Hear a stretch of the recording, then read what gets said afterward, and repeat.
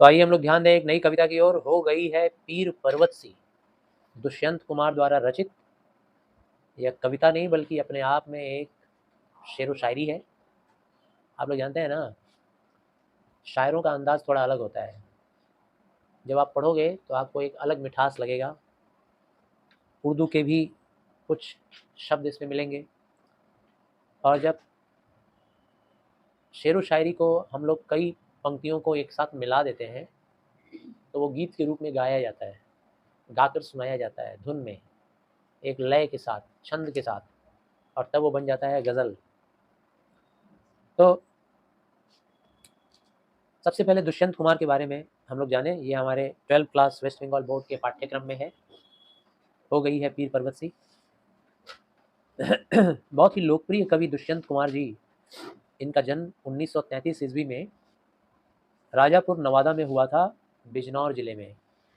ठीक है ना, बिजनौर कहाँ है भाई? तो उत्तर प्रदेश में है। इलाहाबाद विश्वविद्यालय से एमए का परीक्षा पास किया इन्होंने। इलाहाबाद एक बहुत बड़ा शिक्षण प्रशिक्षण का केंद्र है।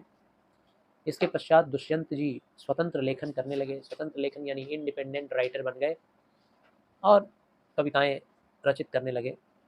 आकाशवाणी के केंद्रों में भी अधिकारी के रूप में कई जगह काम किया। तो ये जो कवि परिचय है, ब्लू में लिखा हुआ ये जो स्क्रिप्ट है, ये आप लोगों को पढ़ना है। इनके जन्म के बारे में, इनकी मृत्यु के बारे में, जीवन के जो इनके क्रियाकलाप थे, इसके ऊपर भी प्रश्न पूछे जाते हैं। तो आइए हम लोग एक एक शायरी पढ़ें। शेर कहते हैं हम लोग, ठीक है ना, दो दो लाइन में जो लिखा हुआ है। और जब 6 लाइन 7 लाइन 8 लाइन नहीं सॉरी 6 या 8 शेर जब एक साथ इकट्ठा हो जाते हैं तो उसे गा कर सुनाया जाता है लय में, और तब वो बन जाता है गज़ल। बहुत ही गहरी मीनिंग होती है। बात को शांति से, प्रेम भाव से, अपने अभिव्यक्ति को सामने रखा जाता है, उसी को कहा जाता है गज़ल या शेर। तो यहाँ सबसे पहले जो 2 लाइनें हैं, पहली पंक्ति जो है उसमें कुछ कठिन शब्द हैं। पीर पर्वत, पीर पर्वत सी। पर्वत मतलब जानते हो ना, पहाड़। तो यहाँ पीर की तुलना पर्वत से की गई है। पीर यानी कि पीड़ा, पीड़ा, तकलीफ, कठिनाई, परेशानी। तो उस पीड़ा की तुलना की गई है पर्वत से, यानी कि पर्वत के समान विशाल बहुत बड़ा पीड़ा हो गया है मेरा। कोई कहता है मेरा पीड़ा छोटा है, तो दुष्यंत कुमार जी कह रहे हैं कि मेरा पीड़ा बहुत ही बड़ा है। हो गई है पीर पर्वत से, पिघलनी चाहिए। लो भाई, जब पीड़ा बढ़ जाता है तो फिर पीड़ा को क्या करना पड़ता है? कम होने के लिए पिघलना पड़ता है। हम लोग के सिर वगैरह में पीड़ा हो जाता है तो हम लोग आयोडेक्स वगैरह या बाम वगैरह लगा करके, अमृतांजन वगैरह लगा कर उसको पीड़ा को ऐसा महसूस करते हैं कि हम लोगों ने पिघला कर निकाल दिया। तो यहाँ पे भी पिघलनी चाहिए, मतलब पीड़ा का हल हो जाना चाहिए। गंगा निकलनी चाहिए। अब गंगा का तात्पर्य यहाँ पर क्या है भाई? गंगा नदी का प्रवाह है, धारा का प्रवाह, जल प्रवाह। जब गंगा नदी अपने जल प्रवाह में बहती है तो वो अपने साथ बहुत सारी बुराइयाँ, बहुत सारी कमियाँ, वो सब चीज़ ले जाकर बहाते हुए लेकर निकल जाती है। सब कुछ बहाते हुए, मतलब बह रही है ना, तो सिर्फ पानी की धारा नहीं बहती, बल्कि क्या बहती है भाई? जितना घास फूस मटेरियल कचरा है सब बहाते हुए लेकर गंगा नदी निकल पड़ती है। तो ये तो हम लोगों ने पहली पंक्ति का कठिन शब्द हम लोगों ने डिस्कस कर लिया। लेकिन अब हम लोग ये जाने कि इसका प्रसंग क्या है। इस कविता का प्रसंग, प्रसंग मतलब समझ रहे हो ना, कौन सी बात पे ऐसा कहा है? क्या उनको सच में माथा दर्द हो रहा था क्या? अमृतांजन लगा दिए, पिघल गया पीड़ा उड़ा, ऐसा कुछ बोल रहे हैं? नहीं, ऐसा बात नहीं है। यहाँ पर पीड़ा की बात हो रही है जब हमारा देश आज़ाद नहीं हुआ था, ठीक है ना, और देश की आज़ादी के पहले हम भारतवासियों के बहुत सारे सपने थे, और हम लोगों को ऐसा लग रहा था कि जब देश आज़ाद हो जाएगा तो वो सारे सपने पूरे हो जाएंगे। भरपेट खाना मिलेगा, हमारे परिवार की सुरक्षा मिलेगी, हमें नैतिक हमारा नैतिक पतन होना रुक जाएगा, हम लोग सच का साथ दिल खोल कर दे पाएंगे, हम लोग निडर हो जाएंगे, अपने हक के लिए आवाज़ उठा पाएंगे, भ्रष्टाचारी अत्याचारी लोगों के खिलाफ आवाज़ उठा पाएंगे, उन्हें रौंद पाएंगे, हमें सरकारी सुरक्षा मिलेगी, हमें कानून की व्यवस्था मिलेगी। तमाम सपने जो नौजवान थे हमको रोजगार मिलेगा, जो अनपढ़ थे हमको कला, कौशल, इन सब चीज़ों में ट्रेनिंग दिया जाएगा, हम लोग क्या-क्या नहीं बनेंगे। और ये सब सपने किसने बुने? नेताओं ने। उन नेताओं ने हम लोगों को आधार दिया इन सपनों का, हमारे अंदर आशा जगाई। आप हमें वोट दीजिए, हम वादा करते हैं एक-एक नौजवान को नौकरी दिला देंगे। हमारे देश की हर एक लड़की पायलट बन के जहाज उड़ाएगी। झूठ पे झूठ। हमारे देश के जितने सीनियर सिटीजन्स हैं उनके लिए हम लोग अस्पताल में प्राइवेट हॉस्पिटल जैसा व्यवस्था कराएंगे, ठीक। हम लोग सबको बीमा देंगे, जीवन बीमा देंगे, सारी झूठ। और जब देश आज़ाद हो गया उसके बाद ये सारे नेता अपने शब्दों से पीछे हट गए और हमारा हाल जो था उससे भी ज़्यादा बेहाल हो गया। क्यों? आज़ादी तो मिली, सिर्फ कहने की आज़ादी मिली, एन्जॉय करने की आज़ादी नहीं मिली, भोगने के लिए कुछ नहीं मिला। सूखा, अकाल, बीमारी, असमय मौत, ये सब हम लोगों को मिला। और इसका वजह कौन रहा? क्योंकि देश आज़ाद होते ही सबसे ज़्यादा जिसको लाभ मिला वो थे नेतागण। करप्शन पे करप्शन, भ्रष्टाचारी बनते गए, ज़्यादा से ज़्यादा लूट-पाट, हमारे देश के खनिजों का लूट-पाट, हमारे देश के हर चीज़ का लूट-पाट करना शुरू कर दिए। और इस लूट-पाट की वजह से हमारे सारे स्रोत जो थे देश के सब खत्म होते गए और हम सब और ज़्यादा गरीब से गरीब होते गए। तो ऐसे में एक आम आदमी के रूप में दुष्यंत कुमार की जो पीड़ा है, वो पीड़ा सिर्फ दुष्यंत कुमार की नहीं है, वो पीड़ा सभी की है। रूहानिका की है, कोमल का है, वही पीड़ा आपका है, मेरा है, वही पीड़ा आपका है, सभी का है। तो अब जब हमारा देश आज़ाद हो गया और अभी भी हम उसी पीड़े में हैं, तो नहीं कहेंगे कि पर्वत सी हो गई है हमारी पीड़ा? कहेंगे ना? तो अब आप प्रसंग समझ गए, अब पोएम पढ़िए। हो गई है पीर पर्वत सी, पिघलनी चाहिए। आप समझ में आ गया है कौन सी पीर है? वही पीर, वही पीड़ा जो देश के आज़ाद होने के पहले थी और आज़ाद होने के बाद वो पीड़ा समझ में आई कि अरे यार, सब झूठे वादे किए गए थे, सब भ्रष्टाचारी नेता हम लोगों को लूट रहे हैं और अब हमारा देश होके भी हमारा नहीं है, हमको वो सुरक्षा कहीं नहीं मिल रही है, हमको वो सुविधा कहीं नहीं मिल रहा है, तो अब हमारी पीड़ा पर्वत सी हो गई है। अब तो हमारा है यार, अब तो हमारा हो जाना चाहिए। इस हिमालय से हाँ, पिघलनी चाहिए, पिघलनी चाहिए। अब ये पीड़ा कम होनी चाहिए, नहीं होनी चाहिए क्या? अब तो समय आ गया है कम होने का, अब नहीं कम होगा तो कब होगा? हमारा देश है, हमारी धरती है, हमारा सरकार है, लोकतंत्र है, हमने चुना है हमारे प्रतिनिधि को, हमारे हिसाब से है, हम आवाज़ उठाएँगे अब, आप भी आवाज़ उठाइए। अब तो कम होनी चाहिए, अब पिघलनी चाहिए अब पीड़ा।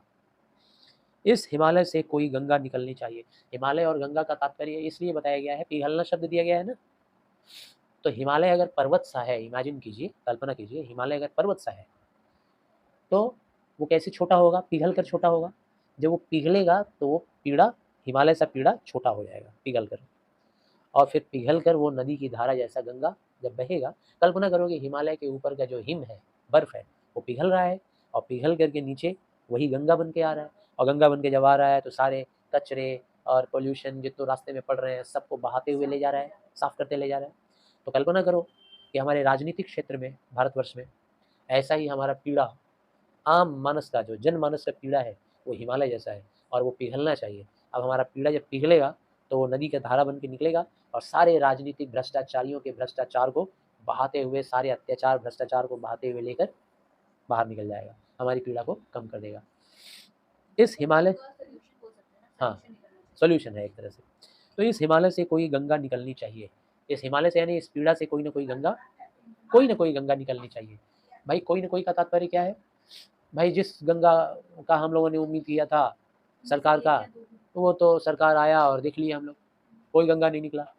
तो कोई और प्रतिनिधि आए भाई, कोई और राजनैतिक व्यवस्था बने, उसी को बोला गया है गंगा।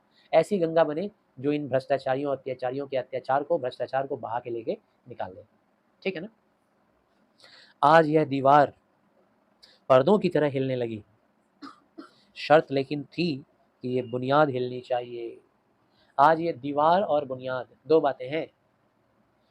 भाई हम लोगों ने ये शर्त पर आंदोलन किया था, सारे भारतवासी, हम सारे भारतवासी मिल के आंदोलन किए थे देश को आज़ाद कराने के लिए। और जब आंदोलन में हम सब एकजुट हुए थे तो हमारी सोच और हमारी प्रतिज्ञा क्या थी? हमारी प्रतिज्ञा, हमारी चेष्टा और सोच ये थी कि बुनियाद हिला के रख देंगे। बुनियाद यानी फाउंडेशन, नींव से, जड़ से उखाड़ के फेंक देंगे इस अत्याचार को, इस भ्रष्टाचार को, इन दरिंदों को, दरिंदगी को, ठीक है ना? तमाम बुराइयों को जड़ से उखाड़ के फेंक देंगे, बुनियाद हिला देंगे, ऐसा हम लोगों ने सोचा था, प्रतिज्ञा ये किया था। लेकिन हो क्या रहा है? आज यह दीवार पर्दों की तरह हिलने लगी। हो ये रहा है कि सिर्फ ये पर्दे की तरह हल्की-हल्की हिल रही है। हिल तो रही है, हल्की-हल्की हिल रही है। मतलब वैसा हालत तो नहीं था ना, जो देश की आज़ादी के पहले अंग्रेज़ों के द्वारा हो रहा था, वैसा तो अब नहीं है। अब तो अपने लोग हैं, लेकिन अपने लोग भी लूट रहे हैं। बीमारी वहीं की वहीं है, सिर्फ चेहरे बदल गए हैं। अंग्रेज़ हट गए हैं और अब हमारे अपने लोग आके हमें लूट रहे हैं। तो दीवार तो हिली है थोड़ी-सी, जो हम लोगों ने करना चाहा उसका दीवार थोड़ा-सा हिला। उस भ्रष्टाचार का, अत्याचार का, दरिंदगी का, परेशानी का, पीड़ा का दीवार हिला। हम लोग दीवार हिलाने की बात नहीं किए थे। शर्त लेकिन थी कि ये बुनियाद हिलनी चाहिए। हमारी शर्त क्या थी? पूरी जड़ से उठाएँगे, हटाएँगे। कहाँ हो रहा है भाई? नहीं हो रहा है कुछ भी। तीसरी पंक्ति, हर सड़क पर, हर गली में, हर नगर, हर गाँव में। ये जो मुद्दा है, गौर करना, उदाहरण है, सड़क का उदाहरण, गली का उदाहरण, नगर का उदाहरण और गाँव का उदाहरण। अब आप पूछोगे शहर का उदाहरण नहीं लिया, आप पूछोगे देश का उदाहरण नहीं लिया। तो देश और शहर का नाम इसलिए नहीं लिखा गया क्योंकि शायद कविता लिखने वाले दुष्यंत कुमार उसके साथ छंद और लय नहीं बना पाते, हो सकता है। तो यूँ समझ लीजिए कि इन उदाहरणों से बात ये हो रही है कि पूरा का पूरा भारतवर्ष, हर नगर, हर ग्राम, हर शहर, हर गली, हर सड़क, हर कस्बा, हर बस्ती, हर झुग्गी-झोपड़ी, हाथ लहराते हुए हर लाश हिलनी चाहिए। अगर बुनियाद हिलानी है तो ये कहने की बात नहीं है भाई। बुनियाद ऐसे ही हिलेगा क्या? पर्दा हिलने को बुनियाद हिलना बोलते हैं क्या? पर्दा ऐसे से हिल रहा है बस। पर्दा हिला रहे हैं क्या हम लोग? नहीं, हम लोग को बुनियाद हिलानी है और बुनियाद हिलाने के लिए हर गली से, हर सड़क से, हर नगर से, हर शहर से, देश के कोने-कोने से, गली से, बस्तियों से, कस्बों से, नगरों से, हर जगह से हाथ लहराते हुए लोग दिखाई देते रहने चाहिए। झंडा लहराते हुए क्रांतिकारियों का झुंड दिखना चाहिए। एक बाघा जतीन नहीं, एक आशुतोष मुखर्जी नहीं, एक रासबिहारी बोस नहीं, एक श्यामा प्रसाद मुखर्जी नहीं, एक भगत सिंह नहीं, हर गली में रहना चाहिए। एक बाघा जतीन नहीं, हर गली में रहना चाहिए, हर गाँव में रहना चाहिए। सबके हाथ में झंडा, हर औरत लक्ष्मीबाई रहनी चाहिए, ठीक है ना? और सबके हाथ में झंडा लहरा रहा होना चाहिए। सबके अंदर से आवाज़ उठनी चाहिए, हर लाश हिलनी चाहिए। अरे जिंदा लोगों की तो बात छोड़ दो, जो मरियल लोग हैं ना, जो लोग कहता है हम क्या लड़ेंगे, हम तो बुढ़ऊ बाबा हैं, उसको भी लड़ना है। औरतें, हम लोग, अरे हम लोग तो नारी अबला हैं, नारी अबला हैं, अबला नारी खाना नहीं खाएगी, देश नहीं बचाएगी, उसको भी चलना है। आप भी तलवार लीजिए, हाथ उठाइए, लाठी लीजिए, कुछ नहीं मिले तो ढेला उठाओ, ईंटा उठा मारो, एक ईंटा पकड़ के, ठीक है? सबका हाथ हिलना चाहिए, लहराना चाहिए, मतलब क्रांतिकारी बनना चाहिए। ये मतलब नहीं है कि आप लोग सब लोग ऐसे-ऐसे करना, आ गए हैं, हम भी आ गए हैं, ऐसा नहीं। मतलब क्रांतिकारी बनो, सबके हाथ में हथियार, हर लाश हिलनी चाहिए। लाश का तात्पर्य किससे है? उन लोगों से है जो लोग मानते हैं कि हम क्रांतिकारी नहीं हैं, ये क्रांति करना हमारा काम नहीं है, ये हम लोग तो साधारण नागरिक हैं भाई, हम लोग क्या करेंगे? हाँ, शोले पिक्चर में नहीं देखे थे? वीरू और जय लड़ रहे होते हैं और बाकी गाँव वाले बोलते हैं, तुम लोगों का क्या? तुम लोग तो चले जाओगे, हमारे बीवी-बच्चे मारे जाएँगे। हम लोग तो नहीं, हम लोग भाई ऐसे मंजूर हैं। जब हाँ, वैसे ही बोले थे। अब अगला है, अगली पंक्ति, सिर्फ हंगामा खड़ा करना मेरा मकसद नहीं, मेरी कोशिश है कि यह सूरत बदलनी चाहिए। अब देखो, अक्सर होता क्या है, हम लोग जब अपने देश में कोई आंदोलन की बात जब करते हैं या कोई परेशानी को खत्म, कोई कठिनाई, पीड़ा को खत्म करने की बात करते हैं, तो बड़े-बड़े नेता जैसे तुम लोग देखे होंगे, ठीक है ना? लोकपाल बिल पास करवाने के मामले में, ठीक है ना? अन्ना हज़ारे आए, ठीक? और अरविंद केजरीवाल आए। ये लोग आए और आकर के हो हल्ला मचा, कितना दिन तक जुलूस निकला, कितना सारा बैठकबाजी हुई, कितना खाना-पीना बंद, भूख हड़ताल, प्यास हड़ताल, उफ़! सब कुछ हुआ, कितने महीने तक हुआ, हंगामा हुआ, टाँय-टाँय फिस, कुछ नहीं हुआ। बात वैसी की वैसी ही होगी। हंगामा खड़ा करना सिर्फ मेरा मकसद नहीं है, ठीक है ना? सिर्फ हंगामा खड़ा करेंगे, क्या होने वाला है इससे? मेरी कोशिश है कि यह सूरत बदलनी चाहिए। हंगामा खड़ा करना मेरा मकसद नहीं है, मेरा मकसद है, कोशिश ये है कि सूरत बदलनी चाहिए। सूरत का मतलब क्या है? हालात। सूरत मतलब ये चेहरा नहीं, उर्दू शब्द है, ठीक है? तो क्या हो जाएगा? हालात बदलने चाहिए, ठीक है ना? हालात बदलनी है। अब आखिरी लाइन जो कि बहुत ही फेमस है, और ये फेमस लाइन अक्सर कई लोग शायरी मारते रहते हैं, ये शेरो शायरी, सारा ही शायरी है, लेकिन ये वाला थोड़ा अलग शायरी है, स्पेशल है। याद कर लोगे तो तुम लोग भी मार सकते हो कहीं पे भी। आज ही जाके क्लास के बाहर निकल के किसी को मार देना शायरी वाला।